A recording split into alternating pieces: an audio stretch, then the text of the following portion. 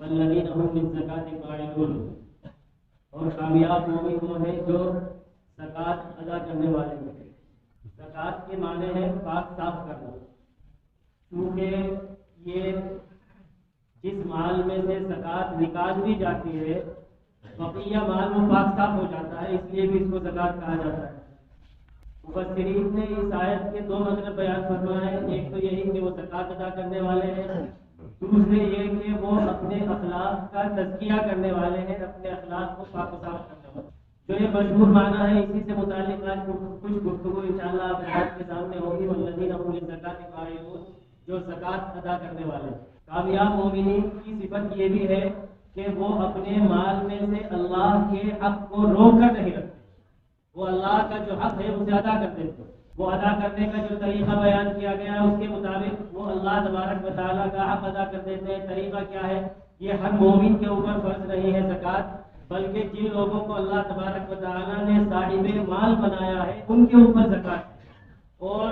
شریعت کی اصطلاح میں صاحب مال وہ آدمی ہے، مالدار آدمی وہ ہے جس کے پاس ضروریات زندگی سے زائد 52.5 تولے چاندی ہو۔ یہ 52.5 تولے چاندی یہ کتابوں میں چلتا ہوا آ رہا ہے، اسی لیے 52.5 تولے چاندی بیان کیا جاتا ہے۔ میں نے غالباً اس سے پہلے بھی عرض کیا تھا کہ یہ 52.5 تولے جو ہے یہ 1 تولہ 12 ماشے کا ہے، اور اب جو تولہ چل رہا ہے وہ 10 گرام کا تولہ، 10 گرام کا تولہ۔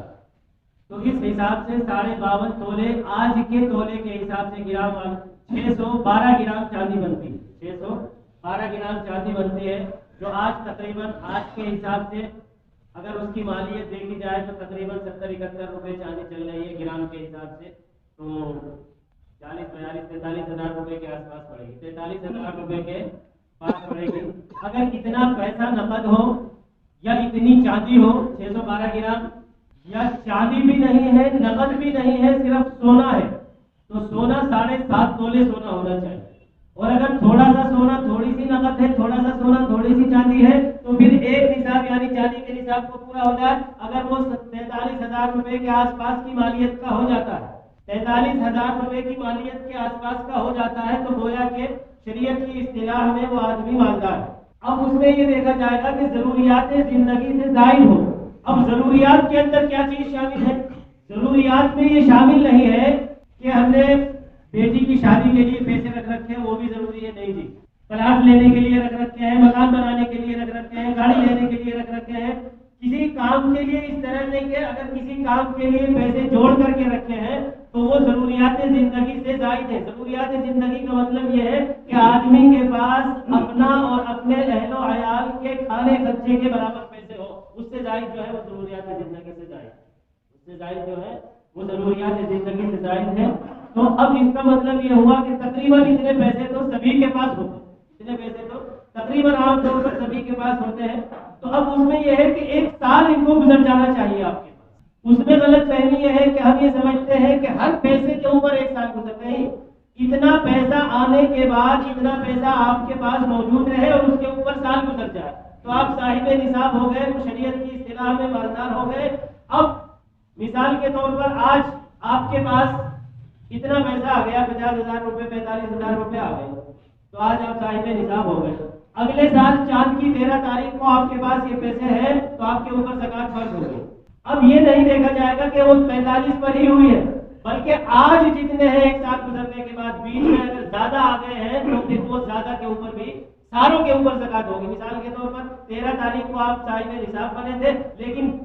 10-11 تاریخ کو آپ کے پاس 2 لاکھ روپے ہو رہا ہے، 2 ہی دن پہلے وہ آئے ہیں، تو وہ جو 2 دن پہلے آئے ہیں ان پر بھی زکوٰۃ دینی پڑے گی، یہ نہیں کہ ان پر الگ سے 1 سال گزر۔ صاحب نصاب بننے کے بعد 1 سال گزر جائے اور جس دن وہ سال پورا ہو رہا ہے اس دن جتنے کی آپ کے پاس مالیت ہے اس کے اوپر زکوٰۃ فرض، اس کے اوپر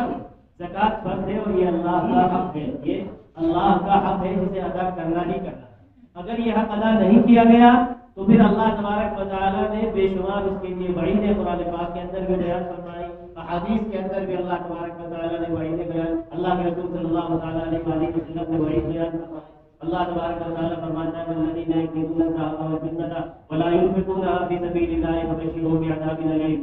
جو لوگ اللہ کے راستے میں خرچ نہیں کرتے اور جمع کر کر کے رکھتے ہیں ان کو آپ دردناک عذاب کی خوشخبری دے دیجیے، ان کو دردناک عذاب کی خبر دے دیجیے۔ اس دن دیا جائے گا یہ عذاب، اس مال کو اس کی کیفیت عذاب کی بنائی، جس کو جمع کر کے رکھتے تھے نا،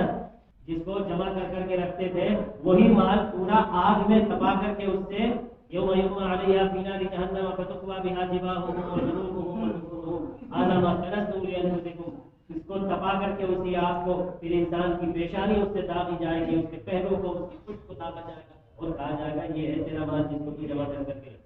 مطالبہ زیادہ نہیں ہے، صاحب مال سے یہ نہیں کہا کہ تو 45,000 کے 45 دے دے یا اپنی ضروریات سے زائد رکھ کر کے تھوڑا تھوڑا سا رکھ لے اور باقی سارا دے دے۔ صرف مطالبہ 2.5% کا ہے، 2.5% کا مطالبہ ہے۔ اگر تیرے پاس 1,00,000 روپیہ ہے تو کتنا دینا ہے؟ 2,500 روپیہ۔ 50,000 روپیہ ہے تو دینا ہے 1,250 روپے۔ کوئی بہت بڑی چیز، کوئی بہت بڑی وہ نہیں مانگی ہے اللہ تبارک و تعالیٰ کے راستے میں، اور یہ اس لیے ہے، اس میں بھی فائدہ ہے، اس میں بھی انسان کا ہمارا ایک بات ہے، یہ تھوڑی ہے کہ میں اللہ تبارک و تعالیٰ کے خزانے میں معاذ اللہ کوئی ضرور کمی پڑ رہی تھی، یہ تو ایک امتحان ہے، دنیا دارالامتحان ہے کہ یہ بندہ اللہ کو راضی سمجھتا ہے یا نہیں سمجھتا، دینے والا اللہ کو سمجھتا ہے یا نہیں سمجھتا، دینے والی ذات اپنے آپ کو سمجھتا ہے اللہ تبارک و تعالیٰ کو سمجھتا ہے۔ اگر دینے والی ذات اللہ تبارک و تعالیٰ کو سمجھے تو پھر اس کے دل پر کوئی تکلیف نہیں ہوگی دیتے ہوئے، یقین کامل ہوگا اس کا۔ دوسری بات، اللہ نے حدیث میں آتا ہے ایک فرشتہ مقرر کر رکھا ہے، اللہ تبارک و تعالیٰ نے اس کام کے لیے ایک فرشتہ مقرر کر رکھا ہے جو رات دن یہی دعا کرتا رہتا ہے، اللہ جو اللہ کے راستے میں خرچ کرے انہیں اور زیادہ عطا فرمائے، اور جو روک کر کے رکھے اللہ کے راستے میں خرچ نہ کرے ان کا وہ بھی لے لے جو ان کے پاس۔ یہ فرشتہ یہ دعا کرتا رہتا ہے، اللہ یہ دعا بھی اور بد دعا بھی دونوں چل رہی ہیں اس کی طرف۔ جو اللہ کے راستے میں خرچ کر رہے ہیں انہیں اور زیادہ عطا فرما، اور جو روک کر کے بیٹھے ہوئے ہیں انہیں ان کا جو ہے وہ بھی لے لے، ان کے پاس جو ہے وہ بھی لے۔ اب کبھی تو اس مادی دنیا میں ہم یہ دیکھتے ہیں کہ مال تو بہت ہے لیکن سکون نہیں ہے، اس مال سے سکون نہیں ملنا، یہ ہے وہ اور لے لینا، یعنی مال ہے اور اس میں برکت نہیں ہے، وسائل ہے لیکن وہ کام نہیں آ رہے ہیں، یہی ہے وہ لے لینا۔ اب آدمی سمجھے ہم نے تو دیکھا اس کے پاس تو بہت ہے لیکن وہ پھر بھی اس کا کم نہیں ہو رہا، نہ کبھی زکات دیتا ہے، اس کی زندگی میں جھانک کر کے دیکھ لے، سکون نہیں ہوگا، اس کی زندگی میں سکون نہیں ہوگا۔ اور اگر سکون بھی ہے تو بھی یہ نہ سمجھنا کہ فرشتے کی دعا نہیں ہو رہی ہے، اللہ تبارک و تعالیٰ نے یوں بھی کہا ہے وَأُمْلِي لَهُمْ إِنَّ كَيْدِي مَتِينٌ، ہم پہلے ڈھیل دیتے رہتے ہیں۔ اگر اللہ تبارک و تعالیٰ کی بغاوت پر انسان کو کوئی پکڑ نہ آئے اور کوئی گرفت نہ آئے تو یہ اللہ تبارک و تعالیٰ کا سخت ترین عذاب ہے دنیا میں۔ اگر دنیا کے اندر گرفت آتی ہے تو وہ تادیان عبرت ہوتا ہے، اللہ تبارک و تعالیٰ اسے یہ بتلانا چاہتے ہیں کہ تو اب بھی باز آ جا، لیکن اگر اس کو ڈھیل دے دی گئی ہے تو پھر اللہ تبارک و تعالیٰ فرماتے ہیں اب ہم نے ڈھیل دینی شروع کر دی، اور جب پکڑیں گے تو ان قیدی متین، ہماری پکڑ بہت مضبوط ہے۔ اللہ کے رسول صلی اللہ تعالیٰ علیہ وآلہ وسلم نے ارشاد فرما دیا کہ فرشتہ دعا کرتا ہے تو کرتا ہے، لہذا اس کی بد دعا سے بچنے کے لیے ضروری ہے کہ ہم اس کو خرچ کریں، اللہ تبارک و تعالیٰ کا جو حکم ہے اسے ہم ادا کریں، ورنہ مستقل طور پر فرشتہ دعا بھی کر رہا ہے اور بد دعا بھی کر رہا ہے۔ اللہ کے رسول صلی اللہ علیہ وسلم کی حدیث ہے کہ یہ جو لوگ زکات نہیں دیتے ہیں اور جمع کر کے رکھتے ہیں، اس سارے مال کو سانپ بنایا جائے گا، گندا سانپ اور زہریلا سانپ، اور اس کو توپ بنا کر کے اس کے گلے میں ڈال دیا جائے گا، اور وہ گلے پہ وہ اس کے سینے پہ ڈسے گا اور کہے گا میں ہوں تیرا مال، میں ہوں تیرا خزانہ۔ بڑی عجیب بات ہے، ہم نے اپنی محنت سے کمایا، ہم نے اپنے زور پیسے سے کمایا، ہم نے محنت کی، ہم نے دماغ لگایا، ہم نے وسائل اکٹھے کیے، اور نہ دینے پر اتنی سخت ترین سزا۔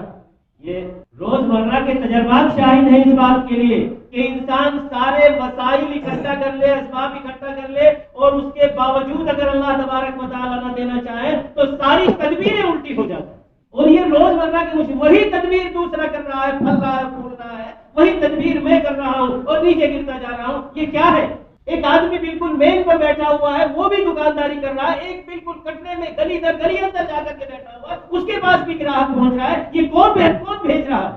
لہذا جب تک یہ سمجھے گا کہ میرے زور بازو کا کمایا ہوا ہے، میرے دماغ کی، میں نے اپنے جو وسائل اکٹھے کیے ان سے میں نے کمایا ہے، میں نے جو اپنی تدبیریں لگائی ہیں ان سے کمایا ہے، جب تک یہ سوچے گا تو خرچ کرنے کے لیے اس کو تکلیف ہوگی، اور جب یہ سوچ لے گا کہ دینے والی ذات اللہ کی ہے اور اس کا وعدہ ہے کہ اگر اس کے راستے میں خرچ کریں گے تو مثل الذین ينفقون اموالهم فی سبیل اللہ کمثل حبۃ انبتت سبع سنابل فی کل سنبلۃ مئۃ حبۃ، جو لوگ اللہ کے راستے میں خرچ کرتے ہیں ان کی مثال ایسی ہے گویا کہ انہوں نے ایک دانہ ڈالا، اس دانے سے پودا ہوگا، اس میں 7 بالیاں لگی اور ہر بالی میں 100 دانے، ہر بالی میں 100 دانے، یعنی اللہ تبارک و تعالیٰ 700 گنا کا وعدہ فرما رہے ہیں۔ اور پھر اس کے بعد کیا فرما رہے ہیں؟ واللہ یضاعف لمن یشاء۔ اب آگے تیری دل کی کیفیت پر معاملہ ہے، کس دل کی کیفیت سے تو دے رہا ہے، اسی کے مطابق اللہ تبارک و تعالیٰ اپنے اجر کے اندر بھی اضافہ فرمائے۔ لیکن معاملہ یہ ہے امت میں 3 طبقے ہیں۔ ایک طبقہ تو وہ ہے جو صحیح حساب کر کے زکات دیتا ہے، ایسا نہیں ہے بالکل امت ان سے خالی ہو گئی۔ اللہ کا کرم ہے، ایسے لوگ بھی ہیں جو پورا حساب کر کے زکات دیتے ہیں اور ہر سال دیتے ہیں۔ اللہ تبارک و تعالیٰ قبول فرمائے اور تمام امت مسلمہ کو توفیق عطا فرمائے۔ ایک طبقہ ایسا ہے جو خرچ کرتا ہے لیکن کوئی سائل آیا اس کو دے دیا، مسجد والے آئے اس کو دے دیا، مدرسے والے آئے اس کو دے دیا، کسی بیوہ کی شادی، بچی کی شادی ہے اس کو دے دیا، کسی کا اور کوئی اور رفاہی کام ہے اس کو دے دیا۔ اس طریقے پر خرچ تو کرتے رہتے ہیں لیکن زکات کی نیت سے حساب کر کے نہیں لیتے اور یہ سوچ لیتے ہیں کہ ہم تو خرچ کر ہی رہے ہیں، ہماری زکات اس میں ادا ہو گئی۔ اس طریقے پر زکات ادا نہیں ہوگی، اس طریقے پر زکات ادا نہیں ہوگی۔ زکات یہ جو اللہ تبارک و تعالیٰ نے فرمایا مثل الذین ينفقون اموالهم فی سبیل اللہ، اللہ تعالیٰ ساتھ میں یوں بھی تو کہہ سکتا تھا سیدھا ایک بار کہ 700 گنا ملے گا، اتنا گنا کے ایک بار ایک بیج ڈالا پھر اس سے ایک پودا ہوگا اور اس میں 7 بالیاں لگی، ہر بالی میں 7 دانے۔ اس لیے اللہ تبارک و تعالیٰ نے اس مضمون کو اتنا پھیلایا کہ جو بیج زمین کے اندر بویا جاتا ہے اس میں 3 خاصیتیں ہونا ضروری ہے، 3 خاصیتیں ہونا ضروری ہے۔ ایک تو یہ کہ وہ بیج بالکل صحیح سالم ہو، ایک تو یہ کہ وہ بیج بالکل صحیح سالم ہو۔ دوسری بات پھر اس بیج کو جس جگہ پر ڈالا جا رہا ہے زمین کو نرم کر کے ہموار کر کے پھر اس بیج کو ڈالا جائے اور پھر اس بیج کو ڈالنے کے بعد پھر اس کی حفاظت بھی کی جائے، تب جا کر کے وہ کھیتی اگتی ہے، تب جا کر کے پودا اگتا ہے اور تب جا کر کے وہ پودا پھلتا ہے۔ تو اسی طریقے پر اللہ کے راستے میں جو خرچ کیا جا رہا ہے مال بالکل اصلی اور پیور ہونا چاہیے، پیور کا مطلب ملاوٹ نہیں ہونی چاہیے، اس میں حرام کا مال نہیں ہونا، بالکل حلال کا مال ہونا چاہیے۔